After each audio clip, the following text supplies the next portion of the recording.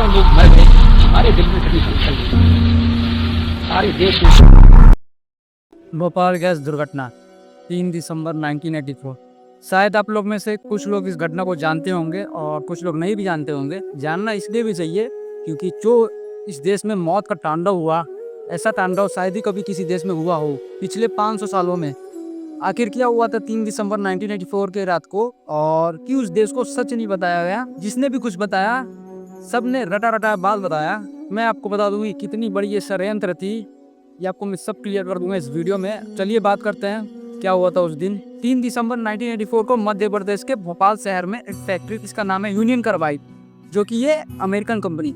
इस फैक्ट्री को खोला गया था पेस्टिसाइड्स बनाने के लिए, जिसको आप कीटनाशक बोलते हैं। इसी फैक्ट्री में उस रात 3 टैंक्स थे जिसमें जहरीले गैस भरे हुए थे, जिसका नाम है मिथाइल आइसोसाइनेट MIC, जो एक बहुत जहरीली गैस थी। तो इसी में से एक टैंक में गलती से और पानी चला गया, जिससे रिएक्शन करके एक गैस फट गया। उसी में से एक जहरीली गैस निकली, मिथाइल आइसोसाइनेट, और पूरे भोपाल शहर में ये गैस फैल गई तेजी से। और उस रात 3 दिसंबर की रात 17,000 लोग मारे गए उसी रात, एक दिन में। और हर मिनट में मौत का तांडव हो चुका था, हर मिनट में लोग मर रहे थे इस जहरीली गैस की वजह से। तो ये कहानी हुई, आप लोगों ने सबने सुनी है। तो ये रटी रटाई कहानी है, इसके पीछे का सच किसी ने नहीं बताया आज तक, और शायद किसी को ना भी पता हो। अब सच सुन लीजिए क्या है। 1984 को जो जहरीली गैस निकली थी वो निकली नहीं थी, वो बाकायदा एक्सपेरिमेंट की गई थी। शायद आपको अभी भी विश्वास नहीं होगा। मैं आपको एक चीज़ क्लियर कर दूं, भोपाल दुर्घटना जो हुआ था वो एक्सीडेंट नहीं था, वो एक एक्सपेरिमेंट था भारतीयों के ऊपर। अब इसके पीछे का आपको मैं षड्यंत्र बताता हूँ क्या था। यूनियन कार्बाइड एक अमेरिकन कंपनी है, और अमेरिका की पूरी इकोनॉमी, अर्थव्यवस्था हथियारों के व्यवसाय पर टिकी हुई है। अमेरिका जैसे देश का आमदनी का सबसे बड़ा हिस्सा हथियार बेचकर आता है। अमेरिका और यूरोप के बहुत सारे देश हथियारों का बिजनेस करते हैं पूरे देश भर में। अब इनके हथियार कैसे बिकेंगे? सीधी सी बात है, जो 2 देश होते हैं उनमें जो युद्ध होगा तो इसमें ये अपना हथियार बेचते हैं।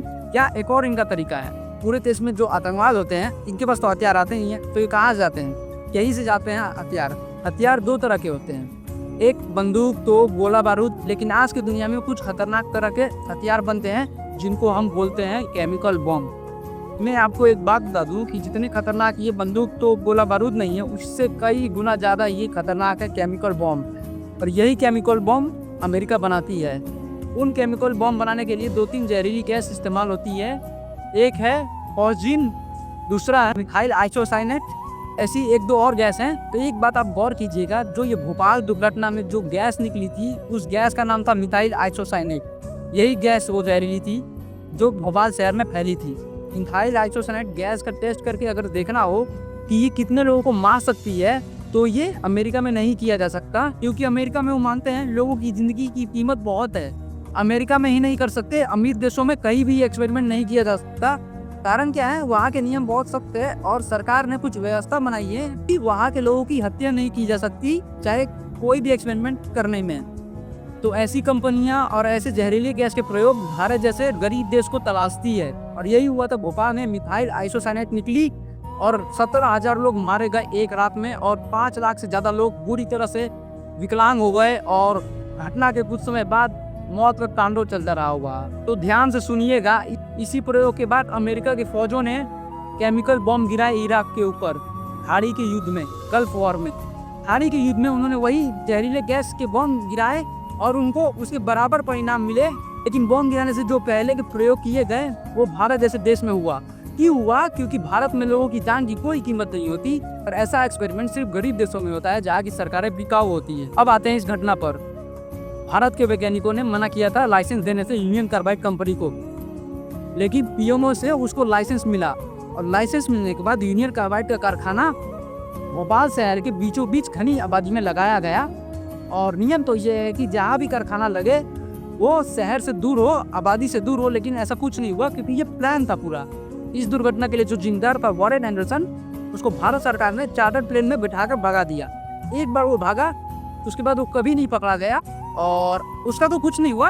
उसके नीचे जितने भी अधिकारी और कर्मचारी थे भारतीय, उनको 2 साल की सजा हुई, सिर्फ 2 साल की, और बाद में उनको जमानत दे दी गई। और ऐसा मजाक ये सिर्फ भारत में हो सकता है और कहीं नहीं हो सकता है। और अंतर देख लीजिए अमेरिका और भारत में। अमेरिका के लोग मर जाए तो ये लोग अफगानिस्तान और इराक को बर्बाद कर देते हैं बुरी तरह से, लेकिन भारत के 20,000 लोग को अमेरिका की कंपनी मार देती है, लेकिन दुनिया में किसी ने कभी भी कोई सवाल नहीं उठाया कि इसका न्याय क्या होना चाहिए।